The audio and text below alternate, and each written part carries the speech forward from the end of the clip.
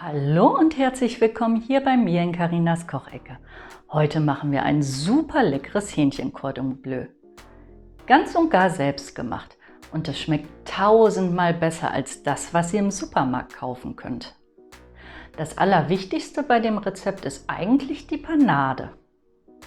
Wenn ihr wissen wollt, wie es geht, dann bleibt unbedingt dran. Wenn euch mein Kanal gefällt, würde ich mich über ein Abo und ein Like von euch wirklich sehr freuen.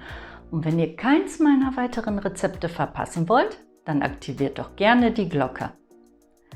Ja, dann würde ich einfach mal sagen, auf geht's!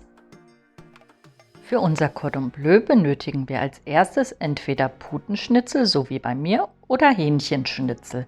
Wenn ihr Hähnchenschnitzel nehmt, bietet es sich an, die nochmal zu halbieren.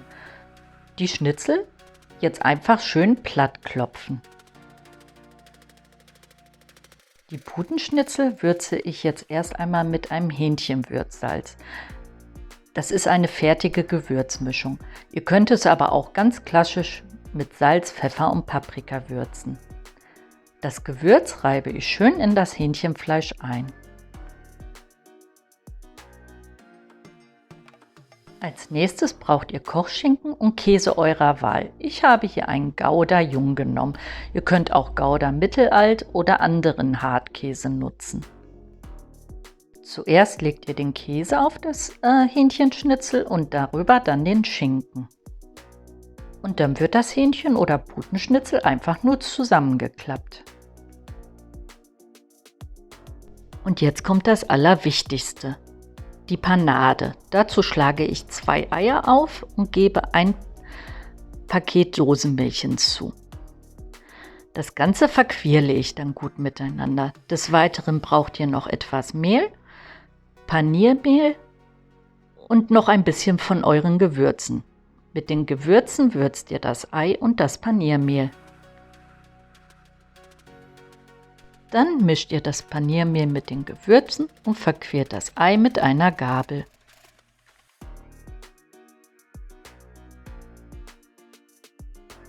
Und jetzt kommt das Allerwichtigste, das richtige Panieren.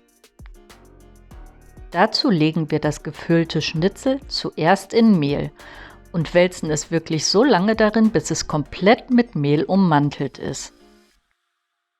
Dann heben wir das Schnitzel an und klopfen das überschüssige Mehl einmal ab.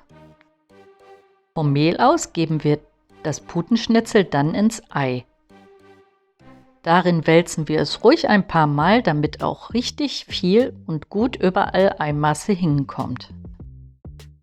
Und vom Ei aus geben wir es dann sofort in die Semmelbrösel. Das ist jetzt mit der allerwichtigste Schritt. Es muss wirklich komplett mit Paniermehl ummantelt sein. Es dürfen keine Stellen mehr offen sein, sonst läuft später der Käse raus und es wird dann einfach nicht saftig, sondern trocken. Nun erhitze ich Butterschmalz in einer Pfanne. Das gibt dem Cordon Bleu später einen leicht buttrigen Geschmack. Zu dem Butterschmalz gebe ich jetzt noch reichlich Rapsöl, denn die Cordon Bleus, die sollen später im Fett schwimmen.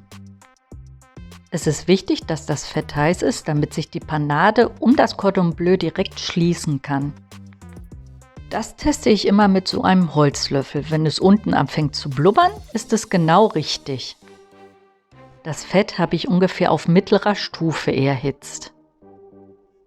Jetzt legen wir die Cordon Bleus hinein und wie ihr sehen könnt, fängt das Fett direkt an zu blubbern. Das ist ein gutes Zeichen, dass es heiß genug ist.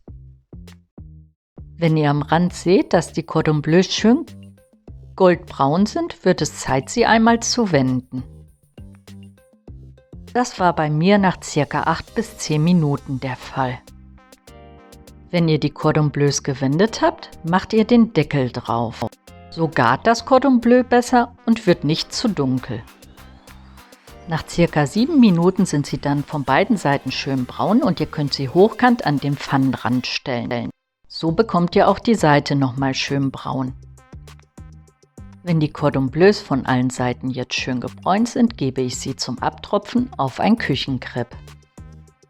Auf dem Küchenkrepp sollten die Cordon Bleus jetzt nochmal 5 Minuten ruhen. Und hier ist es, unser schön goldbraun gebratenes Cordon Bleu. Ich schneide es jetzt für euch einmal an. Und wie ihr sehen könnt, ist es von innen wunderbar saftig. Der Käse ist schön zerlaufen und der Schinken ist auch sehr gut zu sehen. Ich hoffe, mein Rezept hat euch heute wieder gefallen. Dann würde ich mich freuen, wenn ihr beim nächsten Mal auch wieder mit dabei wärt. Hier bei mir in Carinas Kochecke. Tschüss!